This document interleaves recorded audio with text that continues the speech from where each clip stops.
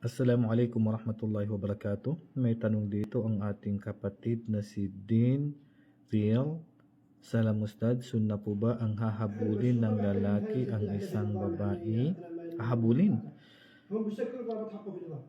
Kung mag-asawa, kailangan niya pauwiin sa bahay, siyempre. Kailangan niya talagang hanapin yung asawa niya para pauwiin ng bahay. Pero yung lalaki na hahabulin niya yung babae para pakasalan, ay hindi po sunna yun. Pero ang sunna po ay piliin po ng lalaki ang babaeng sinabi ng propeta sallallahu alaihi wasallam na piliin yung may pananampalataya, may maganda, malaking pamilya at relihiyosa. Yun po yung alam ko. Pero yung may gusto ako, halimbawa, hahabulin ko, wala pong ganung sa Islam. No po. Kundi ang gagawin ko pag may nagustuhan, mamamanhikan sa magulang, hihingi ng kamay, kikilalanin sa harapan ng kanyang magulang.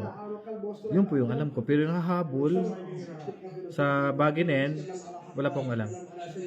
Kung may utang naman, di ba usapan yun? Kahit sino naman pwedeng habulin. Opo. Kasi karapatan natin yung utang na yun. So yun lang po, pasensya na po, hindi po masyadong malinaw po yung tanong. Assalamualaikum warahmatullahi wabarakatuh.